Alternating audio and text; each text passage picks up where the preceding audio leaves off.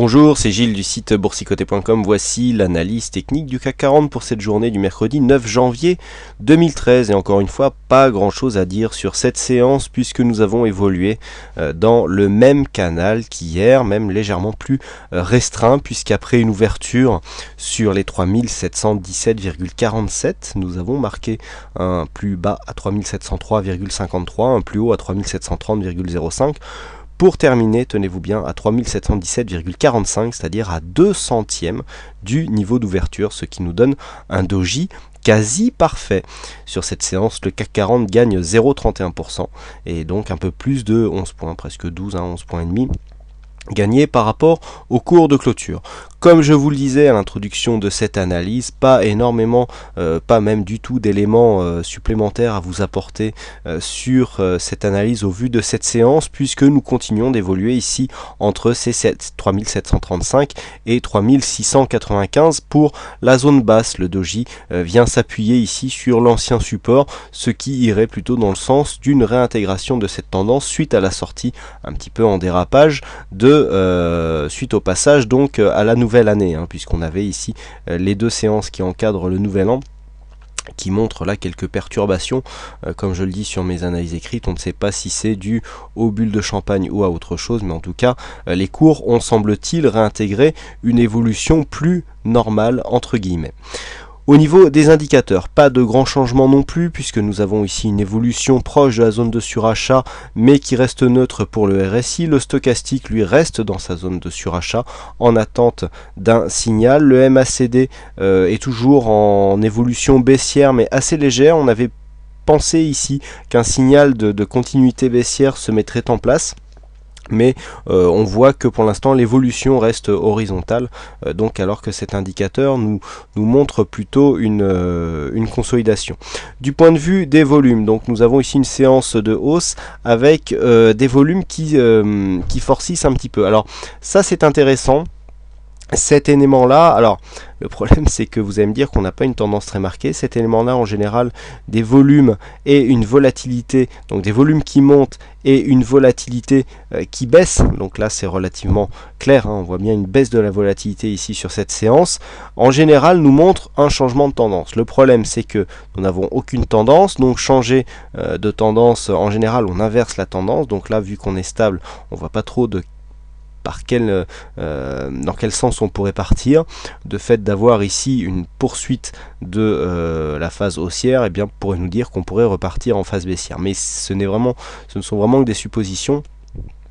On n'ira pas mettre tout son portefeuille là-dessus. Donc pour jouer la prochaine séance, eh bien c'est vraiment dans la continuité, comme je vous le disais, il n'y a rien de neuf sur cette analyse.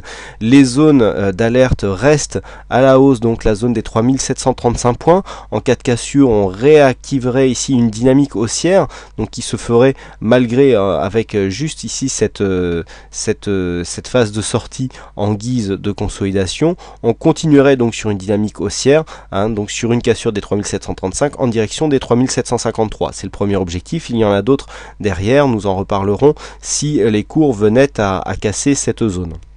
En cas de cassure ici, alors pour demain nous avons deux zones. Ici la zone des 3710 points qui correspond ici à ce support qui nous donne plutôt une tendance réintégrée, même si tant qu'on n'a pas cassé ici cette zone, et notamment le plus haut de la séance du 2 janvier, eh bien, nous ne pourrons pas considérer qu'il y a réellement une reprise haussière, mais on voit ici que ce support des 3695-96 reste bien solide. Eh bien, tant que nous n'avons pas cassé cette zone, eh bien on ne peut pas confirmer la dynamique qui a été créée ici par l'ouverture de ce gap qui n'a toujours pas été comblé, puisque nous avions vu hier que le plus bas de la séance se situe à 3692,90 alors que le plus bas de la séance du 2 janvier était au centième de point près équivalent.